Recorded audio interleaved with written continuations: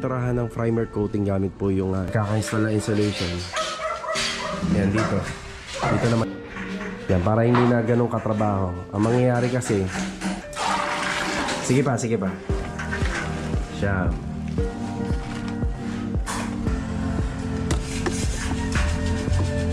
Up, yeah. Ito ano naman? Natin. Yan, nakabend na yan according to sa ayan o. Diretso sa sa splicing sa flooring at saka dun sa walling. Kapag nandun ka sa labas, sa harapan, pala mo yan, ayos naman na. Yung iba nga lang medyo nakaangat na. Ayan.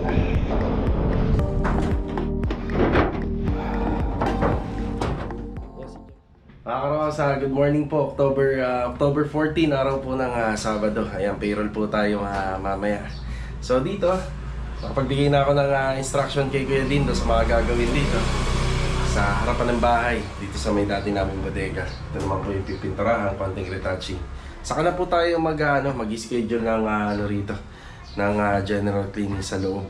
So mag-apply na lang po ng tile grout, konting retouching, tapos sa linis. Medyo busy pa yung buong tropa ngayon sa iba pong dating ginagawang mga project pa. Tapos doon nga po pala sa Phase 4, pupunta po tayo doon. Bibili tayo ng flexiband, tapos magsisiling framing sila, mag-install na rin po ng insulation para doon sa living area.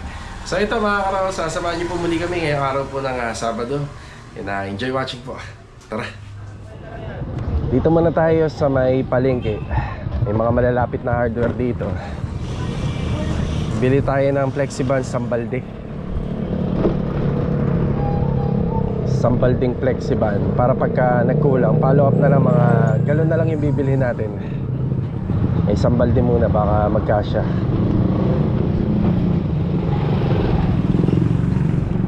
Yan, dito tayo kay Rayville Hardware. Opya. Ayan mga balde-balde Meron kaya? Available kaya rito?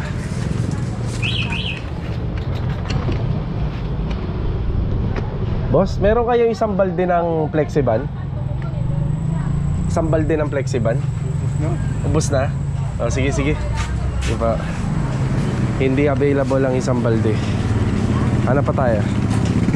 Bali, nag-check muna ako dito sa malapit na hardware kung meron. Pero kung wala talaga tayong makita, dito talaga tayo babagsak sa Mighty Star Hardware.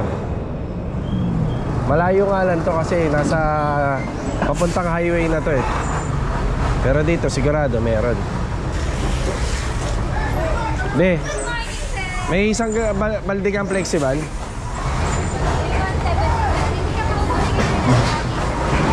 Sige. Isa. Meron? Meron. Yun lang, sir. Baby roller. Dalawa. With handle na? Flexiband to, kuya? Okay. Thank you Ayan, bali yung pinamili natin dito, dalawang baby roller with handle, tsaka isang balding flexible. Ayan, 3,270. Okay, tara. Okay, dito na po tayo. Ito yung mga naganap kahapon. Yan, nakapag-install po sila ng insulation. Yung insulation na ginamit namin dito is yung drywall na 1/4. Bali, Sherrboard po yung brand nito. Tapos yung dumating na delivery natin galing sa Bustos, Bulacan na PVC roofing na dark gray. Nandyan na rin po, naka-install na. Bali, napinturahan ng primer coating gamit po yung epoxy primer. Itong ating mga metal trusses at saka top coat ng black enamel. So sa amin, first coating lang yan ginagawa namin. Tapos pagka finishing na, doon po namin tina-top coat, final retouching lahat. Yung binili natin kanina sa hardware na flexiband, gagamitin po yan dito. Ayan dito, sa part na to. So dito wala muna. Itong wall na to kasi may mga papalitadahan pa rito. Tatapusin pa yung palitada dyan sa ibabaw. Dito paikot. Yan, paikot po yan hanggang doon. So isang balde muna. Tapos ay inaabot po yan ng 2 coats. 2 mano. Isang balde or 4 na litro. Okay, bati muna tayo. May mga kasama na tayo rito. Nandito si Bilog. Good morning. Good morning. Ayan, good morning. So ganyan po yung sitwasyon ng bahay kapag ayan, good morning sa belated happy birthday na si Kuya Boy. Hindi ako makapaniwala na first time ko lang talaga makatanggap ng ganyan regalo. Sa pulong bata pa ako, wala. Ngayon ko lang naranasan. Basta Kuya Boy, pag nagtagal tayo rito. Yan, di ba? So, mga wala tayong issue, no? Laging meron yan, no? Okay. Ayan. Eh, sila Bilog, pag nagbe-birthday dito. Yan, ganyan. Ganyan no kami rito. Kamusta naman birthday, Kuya? Padami ba? Sakto lang. Kaka si Louie. Saktong inom lang. Sabi ni Louie sa akin kahapon overtime daw sila eh. Overtime sa baso. Buti lang kami. Ayos lang. Ano yung ininom niya? Gin lang. Gin apple. Ayan si Master Jojo, good morning. Good morning. Yan, since wala pa yung ating flashing, yan, pinalo up ko sa guard. Hindi pa aprobado. So, since wala pa, para mag-ano sila rito. Installation, no, Jo? Installation. Tapos kisame. Yan, dito pwede na maglatag ng kisame. Bali, okay na tayo rito, kompleto na. Ceiling framing na lang muna. Dito rin, insulation muna, tapos ceiling framing. So, hindi na tayo mahihirapan gumamit ng ano rito, kisame. Andito na. PVC panel. Ayan, good morning, Jamil. Puting-puting. Good morning. Good morning. And Louie, good morning. Good morning. Ayan. So, ito yung ating PVC ceiling panel. Ayan. So, kapag meron ng ceiling framing, yan, dire-diretso na yan. Ano muna tayo? Tatanggalin muna yung mga ano rito. Yung mga pangkalang namin. Laging ganito ginagawa namin araw-araw. Kasi papalo up natin yung ating gate pass. Yung kasado na yung ano natin, mga flashing, ibig sabihin mga nakabend na. Kaya na yung ating flexiban. Tsaka yung baby roller. Si Kuya Boy, dito naman siya magwa-wiring. Yan, pagka natapos naman po yung installation dito, yung pagkaka-install na insulation, yan dito naman siya. Bali, isa to sa mga nagawa rin kahapon. Ayan yung karagdagang suporta para rito sa ginawang trusses ni Lumina. Ayan, wala lang siya sa gitna, kaya naglagay tayo. So, sa mga kumuha ng ganitong bahay, kung wala kayong makikita ganyan sa gitna, pwede kayong maglagay, mas maganda.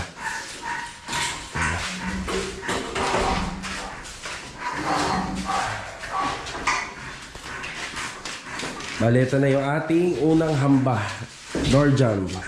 Tapos bumili tayo ng pako na D4. So ito yung purpose niyan. So nilagyan ng mga pako yan dito. Kabilaan din. Anong din dito. Tapos naka-level yan. Itong makikita nyo yung carrying channel na ginamit namin dito. Nagsilbing suporta lang yan para ma-level namin. Nakuha na namin yung level, nilock namin magkabila. Tapos yung lock-in nito, pantay na dun sa sa finish ng ating yan na.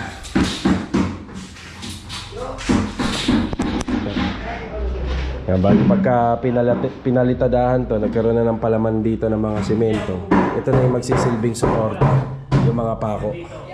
Yan na yung magsisilbing suporta para nakalock na siya, hindi nagagalaw. Ayan, tinatanggal lang nila yung wall angle dito. Yan, binabaklas lang nila. Bali yung gagawin namin na pagkakabit ng insulation dito, naka-rivet dito sa trusses. Yan, para hindi na ganun katrabaho. Ang mangyayari kasi, yung isang pamamaraan, babaklasin po yung yero. Pag binaklas yung yero, ipapasok. Saka siya ipapasok.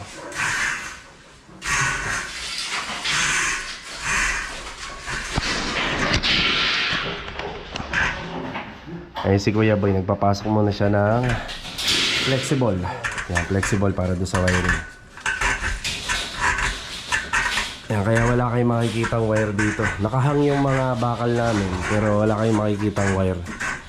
Yan, pinasok namin lahat sa bakal. Ayun na si Jamil.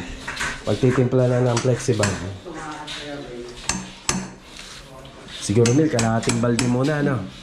Tansya-tansyahan na lang. Ako sumabot mga kalahati. Oo. Hanggang ano Mil ha? Hanggang 2 mano. Okay.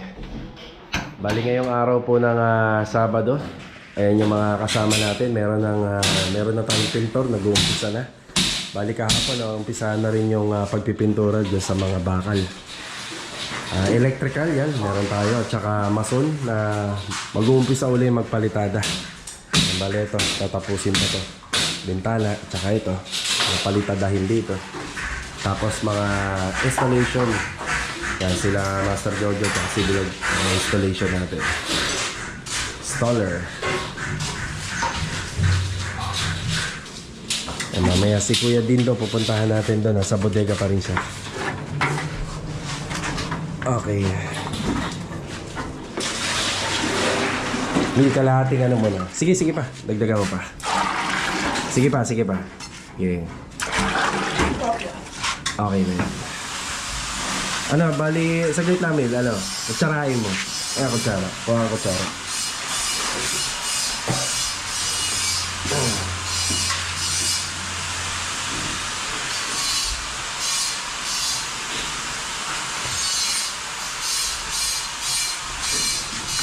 Labing 2 kutsara, Mil. Bilangin mo, 12.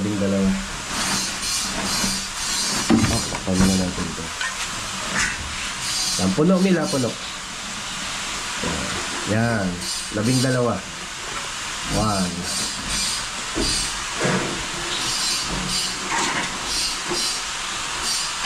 2.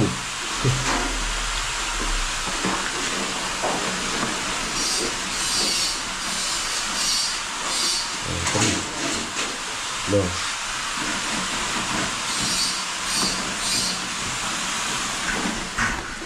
4.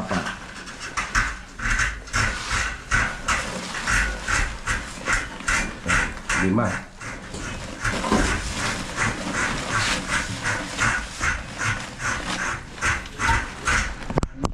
6. Yan, 6 na ganun na lang.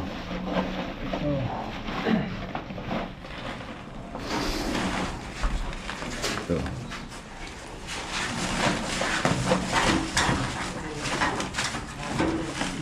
8. Kakamimpias. Eh, may ibang ano dyan, yung C-channel. Panghalo. Siyam. Nakuha pa. Bali yung consistent nito mga karo, sa isang ano kasi, sa isang galon, 6 na kilo.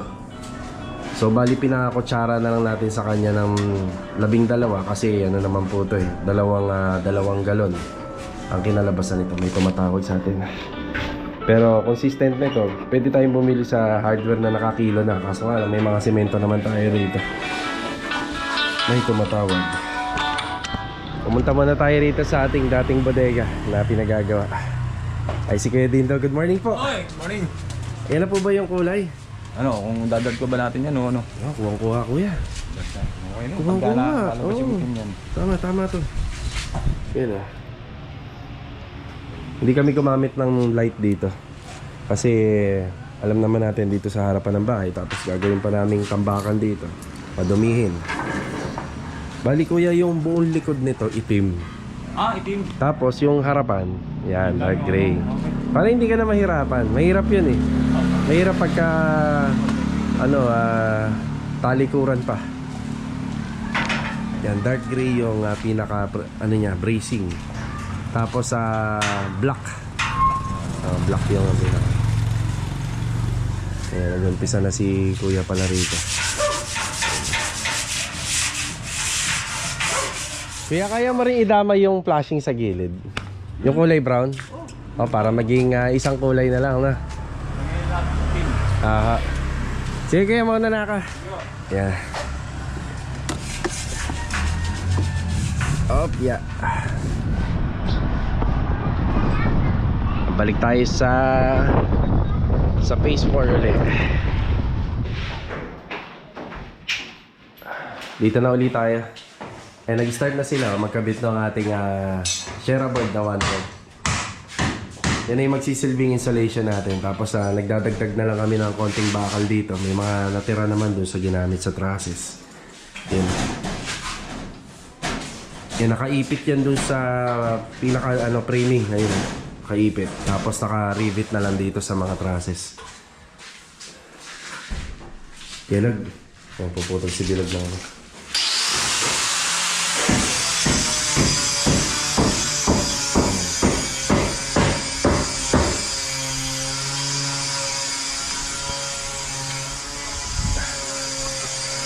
Eh, si Jamil. Pintura. Nag-a-apply po siya ng flexible. Saan? Minekos mo ba yan? Minekos-mekos na ni Jamil ah. Nakalaro na rin. Yes talaga yan. Dapat yan kaya mo yun. O mamaya ihabol mo na lang. Oo, ihabol mo. Dito sa gilid. Isang ganun lang yun. Tapos kapala mo. Pang primer natin doon Africa. Sa kwarto. Sa kwarto, sige. Para mas maganda. Ito ano naman ito? Oo. Waterproofing na naman to. Walang pintura. Yan na yung pinaka niya. Yung final. Pag yung pader natatapat sa kalsada, yon may pintura. Maganda nga ito, may emulsion. Para mas matibay tayo. Dudulas na yung Dudulas lang talaga yung tubig, no? Sobrang gastos na. Pero pwede rin, no? Pwede rin yan. Naka-emulsion.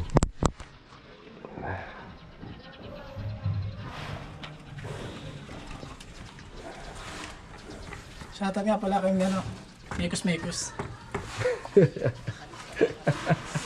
Imekos-mekos mo na yan. Ano, magbayad ka nga may utang mo doon.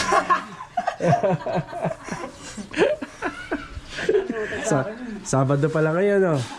Sabado ngayon, bayaran na ng mga utang. Parang hindi na sahod, no? Parang hindi sahod, bayaran ng utang pag sahod. Bale. So, ayan, pagpapatuloy lang ni Jamil yan. Hanggang second coating po yan, hanggang doon sa likod.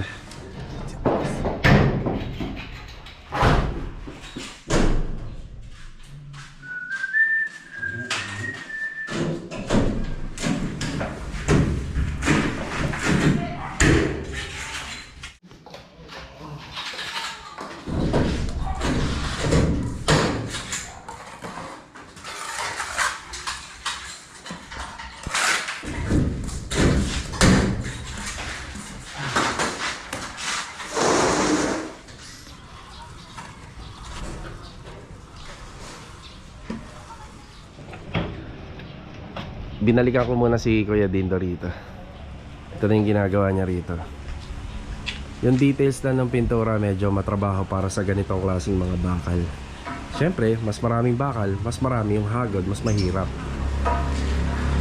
Ang gusto ko lang mangyari rito, bahay pa rin siya pero hindi siya halatang bodega. Kasi yung harapan nito, diyan kasi namin ilalagay yung mga materyales namin. Diba? So dito sa construction, hindi naman pwede na talagang wala tayong bodega. Kailangan may stockpile pa rin kahit paano. Tapos itong bahagyang likuran nitong mga bakal na to, itong grills na to, purong block na lang yan. Yan, para sa maintenance, hindi na rin po mahirap. Yun ah, ganyan po yung ginamit namin na kulay. Black and gray lang. Yan, balita ko papunta na yung mga delivery natin para sa flashing. Yan, babalik tayo dun sa phase 4, i-receive muna natin. Kaya ba yan? Dalawang balot na to, no? Salamat po. Thank you. Thank you. Okay na to, okay na. Patibay na to. Yan, dumaan muna tayo sa hardware. Yan, itong buong araw na to hanggang maghapon, magpa-flashing sila. Nagdagdag na tayo ng Bulkasil 3 litro. 1,860. Yan, meron tayong unang binili doon na 2 litro. Yan, nagamit na para dun sa gato. Yan. Tara, dito na tayo sa phase 4. Boss, ito na, mga flashing natin.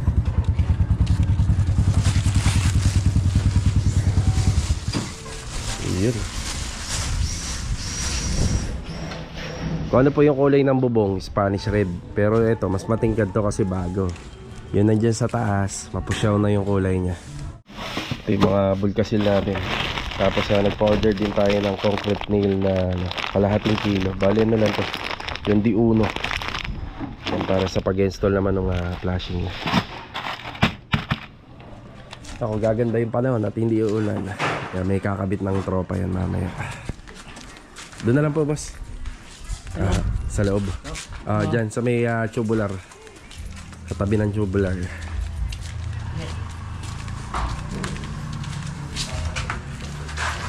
Sa gilid.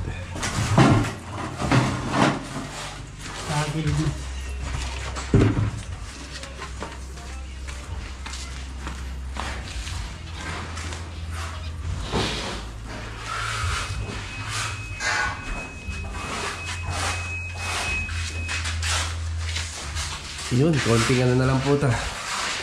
Konting drywall na lang ikakabit dito.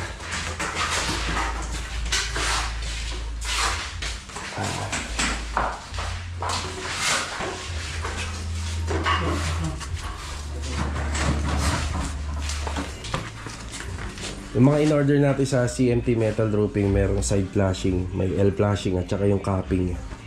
So kasama na po yan dito sa harapan. Tsaka doon sa likuran, ang kasama na yan dito. Lahat yan paikot. Yan, nakabend na yan according to sa mga sukat na sinukat namin kahapon. Kaya isasalpak na lang to ng isasalpak.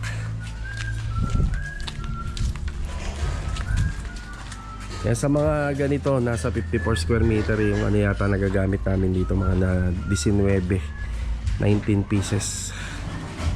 8 feet.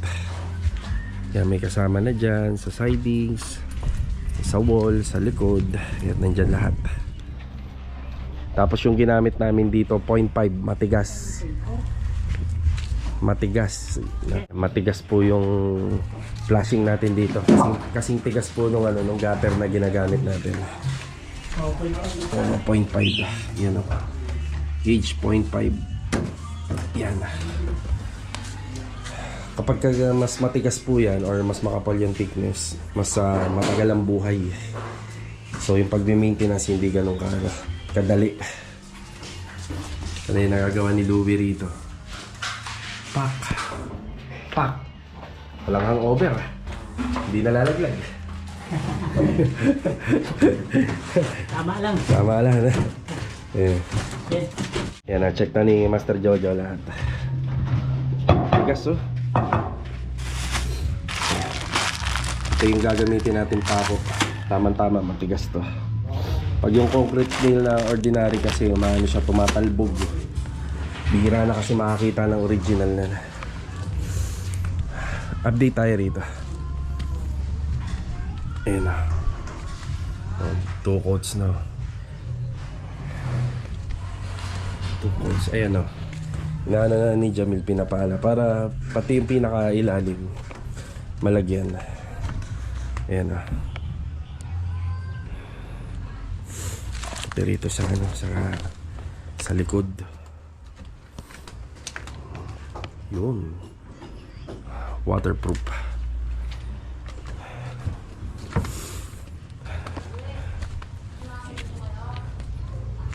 Dito na sa gilid pagka ito ay natapos.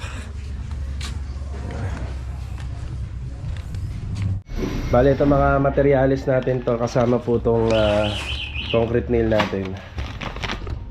13,250. Yan po yung bilang niya. Mga pambend. 13,250. Okay. Sa mga ilang oras na lang. Ano na tayo? Break time. You know? Tapos na nila to. Si Louie rito palitado. Pinto. Installation natin. Yan, para bawasan yung init. Tapos meron pa tayong kisame pa uli. PVC panel naman.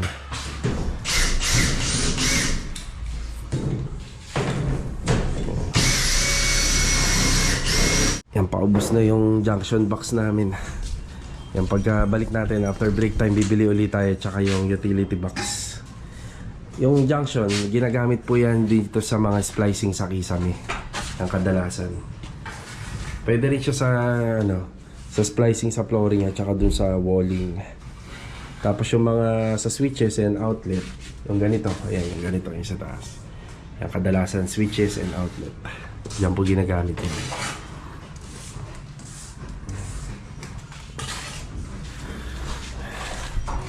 Said, oh. Said yung isang balde natin. Okay, break time muna tayo. Tara. Okay na, te. Salamat, te, ha. Ayun, alam mo na, te, ako sa isasabit, ha. Salamat po. Yan, nag-add na tayo bago mag-break time. Yan, 700. Tara. Bale, ito, kakatapos na namin na mananghalian. Ay, si Mrs. kasama natin. Gagawa kami ng payroll ngayon, Saturday. Ba, mukhang hindi maganda ang weather, ah. Ulan na naman. Oo, ulan, ah. Araw na naman. Ayan na po yung mga nagagawa ni Kuya Dindo. Ayan na. Sahod tayo mamaya, Kuya. Sahod na bahay ito tayo. Yan, kanina pa po kasi naming topic yan kanina, mga tropa. Sahod ngayon or pambabayad lang ng utang? Ito kasing linggo na to na dumaan, puro okasyon ng ang meron sa mga kasama natin. Puro occasion. Up, yeah. Let's go, alis muna tayo. Sana hindi naman po umulan para maganda tong biyahe natin.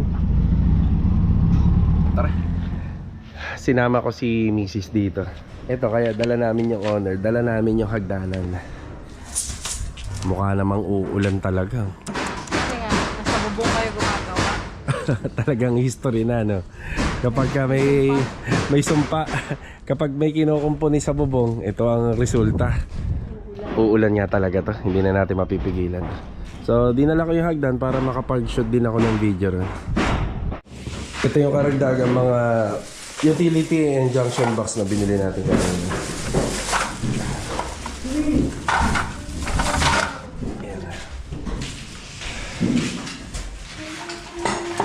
Yan, dahil pang paggagamitan dito. Tapos sa utility box, yung mga additional po natin na switches and outlet. May mga sisinsilin pa po tayo dyan tsaka rito. Lalo niya dyan sa may TV console. Dito magkakaroon din tayo rito. Yan, dito sa isa at saka sa CCTV camera dyan. Yan, meron tayo dyan. Ito, may abang na tayo rito. Kabilaan na po yan.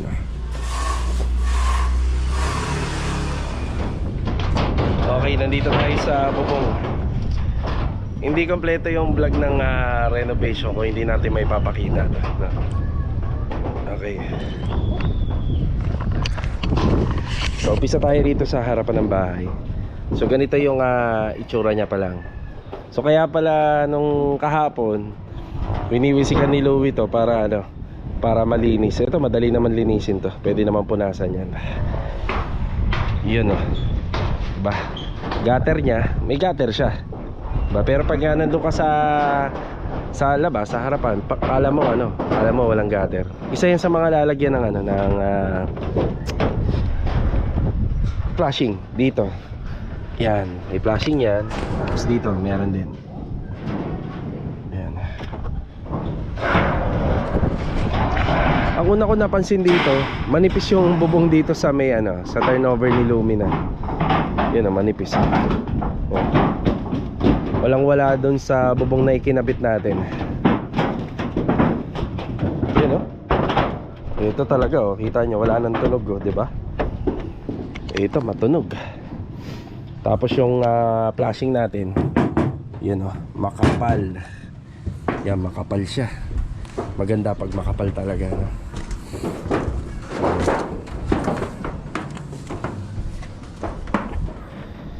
Ayun na.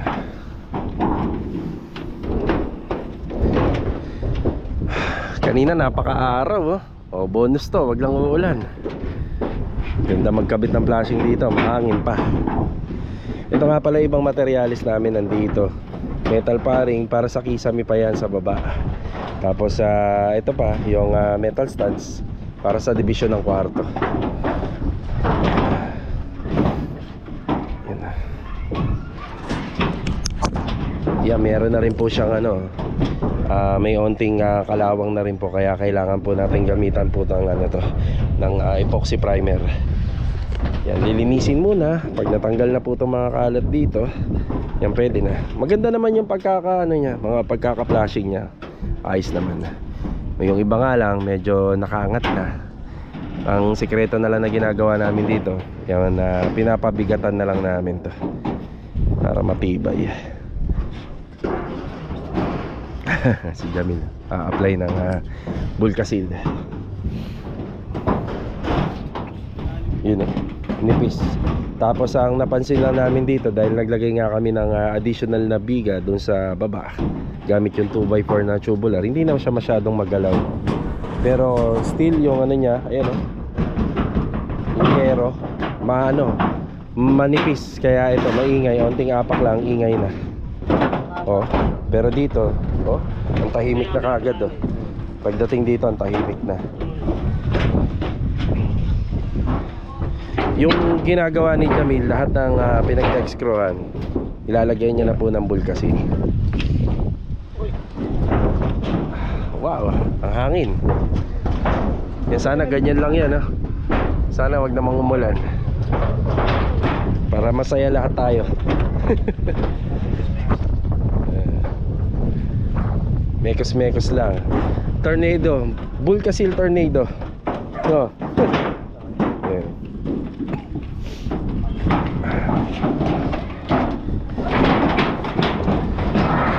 Napakatigas din po nung ginamit natin na rito, PVC roofing. Ayan mas pa yata to. Mas makapal pa to kaysa doon sa na binili natin. Tigas grabe.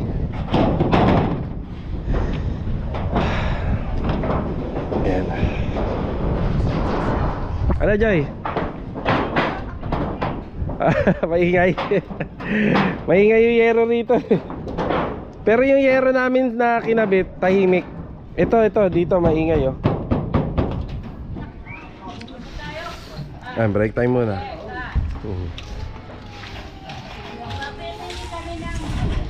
Ikaw pa, pansit Happy birthday. Happy birthday ulit. Gusto yung pansit?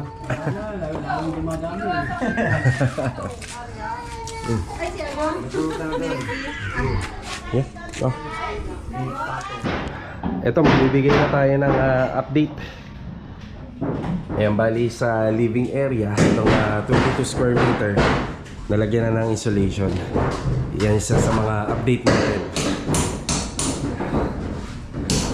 Kaya unti-unti na lang pong tinatapos yung mga linya ng ating electrical.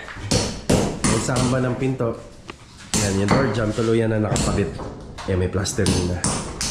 Ito naman yung wino-workout ni Louie, yung mga kanto. Tsaka rito yung sa header.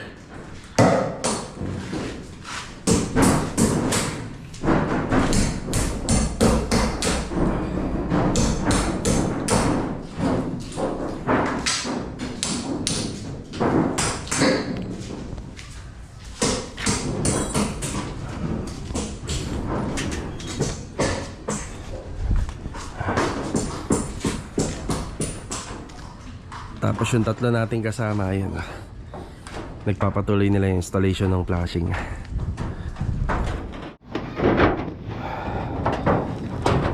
Yan, si Jamil yung taga-finishing.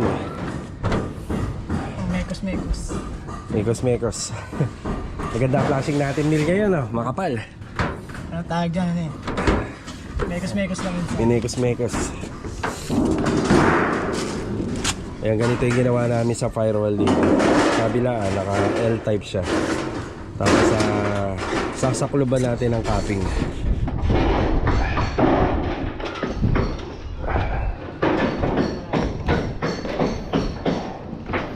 Kapag makapal talaga po yung bubong na ginamit, walang pag-aalinlangan na maapakan mo siya. Ayan, kapag matigas talaga.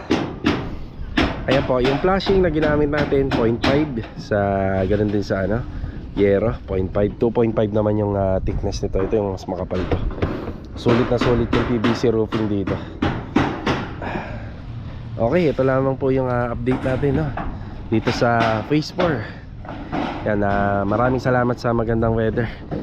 Kala natin uulan yan, pero kita nyo naman, di ba? Nakapagtrabaho yung mga kasama natin dito ng maluwag. Ito naman yung update dito sa may harapan ng dati naming bodega.